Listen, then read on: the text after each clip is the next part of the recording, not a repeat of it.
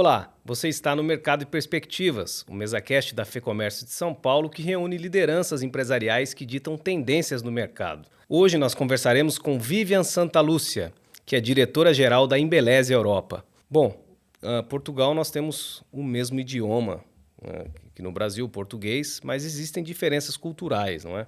Sutilezas e nuances que precisam ser consideradas na estratégia de expansão da empresa. Como é que vocês tratam isso? Como é que tem sido tratado? E quando vocês chegaram, como é que foi como é que foram essas adaptações todas? Eu sempre brinco que é o português, mas não é o mesmo, né? Então, existe bastante diferença, tem muitas diferenças mesmo. E o que a gente faz é ter na nossa equipe de comunicação e marketing essa metade da equipe portugueses, metade da equipe brasileira, para a gente poder conseguir. A gente quer sempre mostrar a nossa brasilidade, dizer que nós somos brasileiros, da onde nós viemos e tudo, mas temos que fazer uma adaptação também quando nós vamos comunicar aqui em Portugal. Temos os brasileiros que têm o jogo de cintura, o comunica a brasilidade, temos os portugueses para também ensinar para a gente como é que a gente comunica aqui para as portuguesas, né? Desde então, nesses 14 anos de trabalho, como é que foi essa expansão para esses outros países? Como é que foram os desafios, foram sendo vencidos e essa expansão Europa fora? Os desafios são muitos, né? Primeiro chegamos em Portugal, 2 anos depois entramos na Espanha. Quando a gente quer expandir para outros países na Europa, a gente tem que se adequar, principalmente ao idioma, né? Então, a gente vinha de um rótulo apenas em português, tivemos que fazer rótulos em outros idiomas. Hoje temos em 4 idiomas, né? Que é o português, inglês, francês e espanhol, que são os básicos que se a gente quer trabalhar aqui na Europa. Então, o desafio primeiro foi esse. Abrimos a Espanha, né? E depois fomos galgando para outros países, França, Suíça. Hoje estamos em 14 países na Europa, Portugal, Espanha, Suíça, França, Holanda, enfim. Depois a gente está no Marrocos, no norte da África, e estamos também nos países do Enton, que são as ex-colônias francesas, né? Ilha de Reunião, Martinica, Guadalupe. Então, a gente está em 20 países no total. E do ponto de vista operacional, como é que é gerir todas essas operações de Portugal, onde nós estamos? Como é que vocês trabalham? Vocês têm escritórios nesses países? Como é que é essa operação? Não, nosso escritório é em Portugal mesmo. Temos uma operação logística, que daqui de Portugal a gente faz toda a distribuição para esses países. Os países da Europa, a distribuição é toda via terrestre.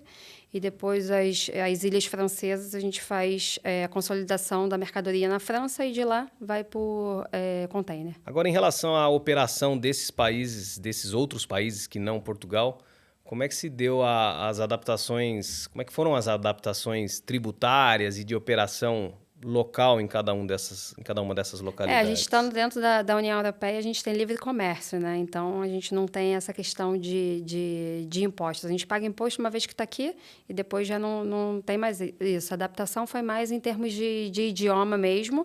E quando a gente quer trazer um produto do Brasil para a Europa, a gente tem que adaptar também as nossas fórmulas de acordo com a legislação também local, né? Então, a gente teve todo esse trabalho de adaptação de fórmula, de documentação, enfim, é muito mais complexo aqui do que no Brasil. A legislação é um pouco mais difícil, vamos dizer assim, né? Então, o nosso maior desafio foi esse mesmo. Agora, depois é só a questão dos idiomas que a gente vai adaptando cada país. Quando a gente está em algum país que não tenha nenhum desses 4 idiomas que a gente tem no nosso rótulo, a gente tem que colocar uma etiqueta, enfim, a gente tem que fazer algumas adaptações ainda. Agora, a operação de vocês, a fabricação dos produtos ainda está no Brasil, Sim, certo? sim. A fábrica no Rio de Janeiro, em Nova Iguaçu, 100% da produção é lá e nós fazemos a importação via container do Rio de Janeiro até Lisboa. E daqui se distribui para todos esses países. Exatamente.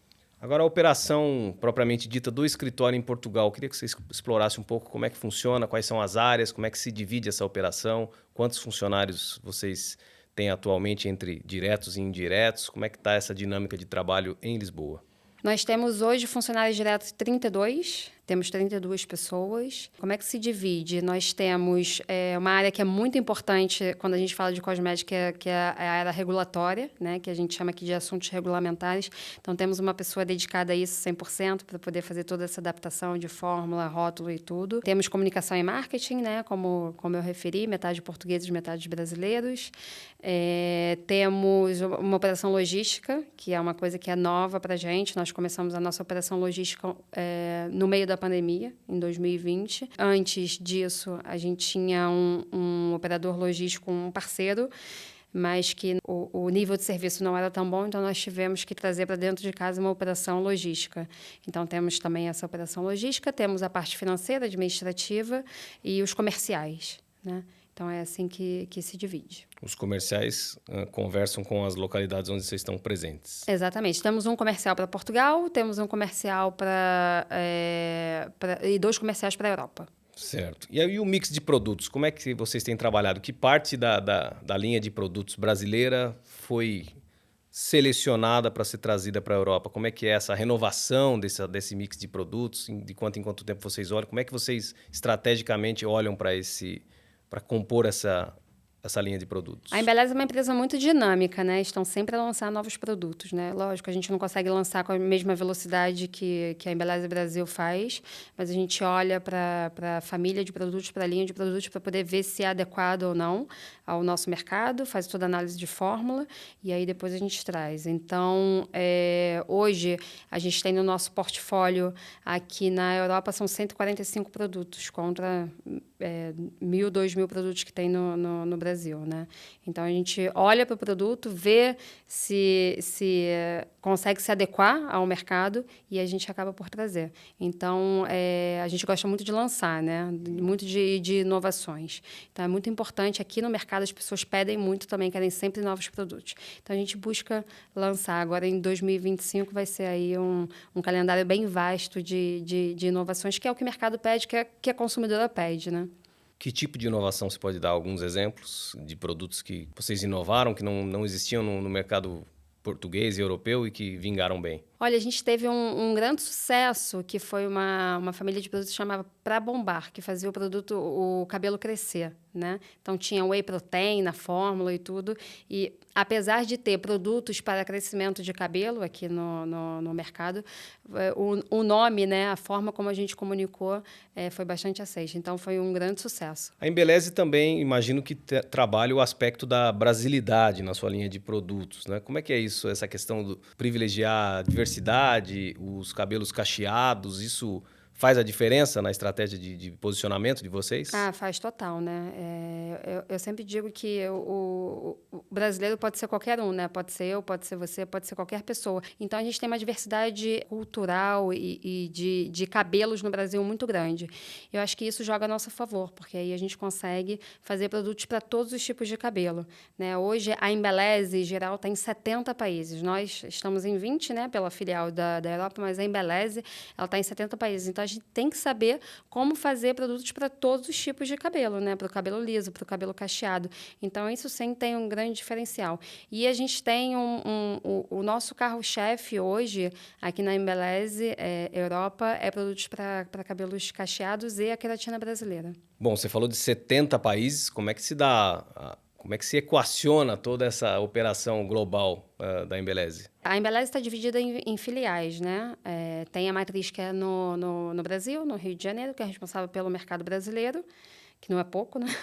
Depois a gente tem uma filial na Venezuela, em Maracaibo, que é responsável por todo o abastecimento da América Latina, né?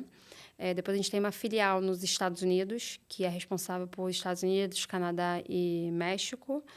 A filial aqui da Europa, né, que é responsável pela Europa, Norte da África e Domton. Uma outra filial nas Ilhas Maurícias, que é responsável por África e Oriente Médio, e uma outra filial na Ásia, que é responsável por todo o mercado asiático. Então, a gente está dividido por filiais para conseguir abastecer, e não só abastecer, e saber comunicar também, né? Porque não adianta eu querer vender para o mundo inteiro sem saber comunicar em cada região. Então, essa é a nossa divisão. Essa comunicação, obviamente, tem adaptações em cada uma dessas localidades. Completamente. completamente. Tem que sempre adaptar a linguagem local, né? Como comunicar para as americanas, como comunicar para as europeias é diferente. Para as asiáticas. Então, a gente tem essa divisão não só por questões de abastecimento, mas também por ter equipes especializadas para conseguir também comunicar com as consumidoras locais. Em relação à operação europeia, onde você está alocada, qual é o público da Embeleze? Com quem vocês dialogam? Aqui em Portugal são portuguesas e brasileiras também, mulheres, né? 100% é um público feminino, que vai ali dos 25 aos 45 anos, mais ou menos. Esse é o nosso público-alvo. Imagine só, neste momento você está frente a frente com mais de 1,5 milhão de empresas, gerando em torno de 10 milhões de empregos e respondendo por cerca de 30% do PIB paulista e 10% do PIB brasileiro. Somos mais de 130 sindicatos distribuídos por todo o estado. Contamos com consultores, pesquisadores, influenciadores e especialistas de referência no mercado, com empresários que, organizados em conselhos e comitês temáticos, definem os caminhos do setor por meio das nossas ações de advocacy e de orientação prática para quem quer crescer. Fecomércio São Paulo e sindicatos filiados representam muito para você. O fato de existirem muitos brasileiros em Portugal e na Europa e mundo afora também favorece esses mercados da Embeleze? Eu acho que favorece sim, porque a brasileira é amiga da portuguesa que fala, olha, experimenta esse produto. Né? Eu acho que favorece sim. E nos últimos 4 anos, a população brasileira aqui em Portugal, ela dobrou. Né? Isso são os dados oficiais, né? Ainda tem os extraoficiais, né?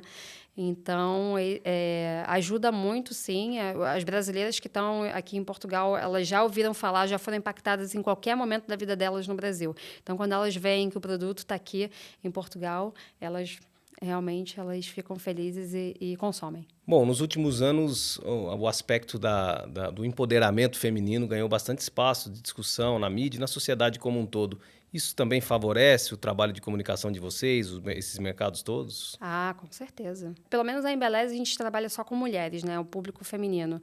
E quando a gente entra nesse assunto do empoderamento, isso ajuda muito, com certeza absoluta. Em relação a canais de venda, como é que funciona na operação europeia e também nas demais localidades? Está mais no digital? Está mais nos pontos de venda físico? Como é que é isso?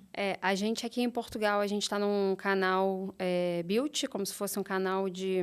Não é exatamente farmácias, é um canal um pouco... Lojas especializadas de cosméticos, vamos dizer assim. Tá. E temos também o nosso e-commerce. Na Espanha, a gente está em perfumarias. E essas perfumarias são grandes vendedores também no e-commerce. Então, a gente está no digital também. Temos um parceiro muito grande, que é a Amazon, né? A Amazon Espanha. Então, estamos divididos entre lojas físicas e o digital. Hoje não tem como estar fora do digital, né? Nesse ambiente tem a presença bastante forte de influenciadores, né? Vocês lançam mão também? Total. Como é que é esse trabalho? A gente tem aqui em Portugal e Espanha, né, que foram os primeiros países que a gente começou a trabalhar isso. A gente tem um grupo que se chama Novex Lovers, que são as amantes da nossa principal marca, que é a Novex. E a gente tem hoje em Portugal mais ou menos 350 influenciadoras orgânicas que a gente trabalha e também depois temos as embaixadoras. Então, o trabalho hoje com influenciadoras é muito importante para a gente. O que diferencia uma influenciadora de uma embaixadora? Embaixadora, normalmente, é uma pessoa que é conhecida, né? Tá. Então, um exemplo, aqui em Portugal tem uma radialista que é muito famosa, que é a Joana Cruz, né? Que é da RFM. Então, ela é a nossa embaixadora, né?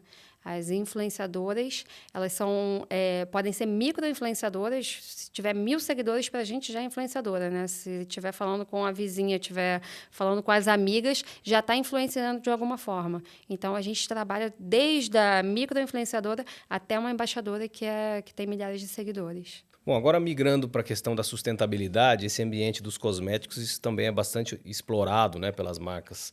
Como é que a Embeleze se posiciona em relação a essa questão da inovação no sentido da sustentabilidade, na produção da sua linha de produtos? Está interessante sua pergunta, que é o momento certo. A gente está trazendo para Portugal os refis, né? Que são aquelas embalagens que têm menos 75% de plástico.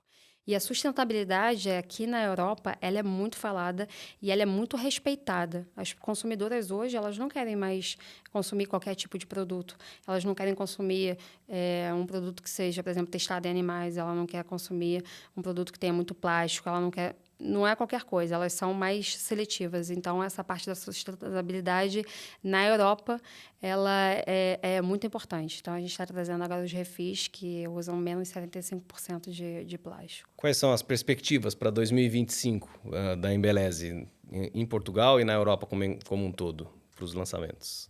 Lançamentos, a gente está aí com um calendário bem robusto, né? A gente vai ter mais ou menos uns 7 novos lançamentos. Quando eu digo lançamentos, não é só um produto, é uma família de produtos, né? Uma linha de produtos, mais ou menos 7. Vamos ter um lançamento que é uma coisa que a gente nunca fez, que é um lançamento de edição limitada para o verão, né? Porque aqui isso são produtos sazonais. Então, é a primeira vez que a gente vai fazer isso, uma edição limitada para o verão. Vamos trazer produtos para cabelos oleosos, enfim, outros produtos para cabelos cacheados. A gente vai ter aí os refis, a gente vai ter aí um calendário bastante robusto para 2025. E as perspectivas para o negócio são cada vez melhores. Estamos entrando em novos mercados. Acabamos de fechar a parceria com uma empresa na Suíça, né? Uma empresa bem grande na Suíça, que se chama Otus. Temos também outros projetos para Portugal também, que ainda não posso abrir, mas temos aqui outros projetos para Portugal, Espanha, enfim. As perspectivas são as melhores possíveis, ou seja, tem muitos projetos para 2025. Você tocou na questão da sazonalidade. No Brasil, as estações do ano são menos marcadas do que na Europa, né? Quer dizer, você tem uma temperatura, pelo menos na maioria das regiões, uma temperatura mais geral, não tem aquele inverno tão rigoroso. Na Europa já existe uma marcação mais bem definida do inverno, do verão. Isso muda o timing dos lançamentos e da linha de produtos? Muda muito. Como é que vocês trabalham essa questão? Por exemplo, no inverno tem uma linha específica que é trabalhada aqui que não existe lá? Não necessariamente. A gente trabalha muito a comunicação, né? Por exemplo, a gente tem um protetor térmico, um exemplo, né? Que é para usar quando usa o secador ou a chapinha. Então, a gente trabalha muito mais a comunicação aí se a gente for lançar algum produto entre o outono e o verão e o inverno, que é o momento que as pessoas aqui, as mulheres, secam mais o cabelo, né?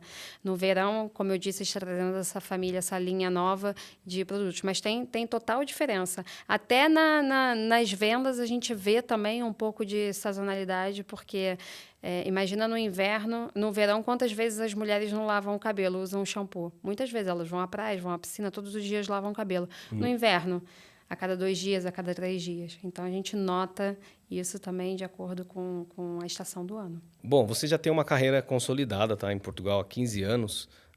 Que dicas você daria? O nosso MesaCast fala com o pequeno e médio empresário. Quais dicas e sugestões e impressões você tem para dar para quem está se buscando internacionalizar ou até explorar uma operação de serviços fora do Brasil? Não é fácil, né? Vamos dizer assim. Eu cheguei há 15 anos atrás, as coisas estão a funcionar bem, mas é difícil, né? Falando de Portugal, a gente tem que ter algumas atenções aqui. Eu já comentei isso várias vezes. Por exemplo, legislação trabalhista aqui é uma legislação que é muito pesada, né, para as empresas. Então, quando o empresário decidir vir para Portugal, saber como funciona a legislação trabalhista aqui é importante. A questão fiscal também, né, tributária, como é o pagamento dos impostos. É o primeiro país do mundo que a gente paga um imposto de renda antecipado, né? No Brasil, você parcela em várias vezes, aqui a gente paga antecipado, pelo menos uma parte. Então, tem algumas questões que o empresário da NTV tem que estar preparado. Agora, são só coisas ruins? Lógico que não. Isso tudo é uma preparação. Qual é a parte boa? A parte boa é que você estando em Portugal, dependendo do produto também, serviço e tudo, você não está só em Portugal, porque Portugal é um mercado pequeno, mas você está na Europa. Eu acho que essa é a parte boa. Você tem um mercado consumidor enorme aqui, é a Europa toda, né? Então, acho que esse é o ponto positivo. A possibilidade de expansão. Exatamente. Vivian, obrigado por aceitar o nosso convite. Eu que agradeço.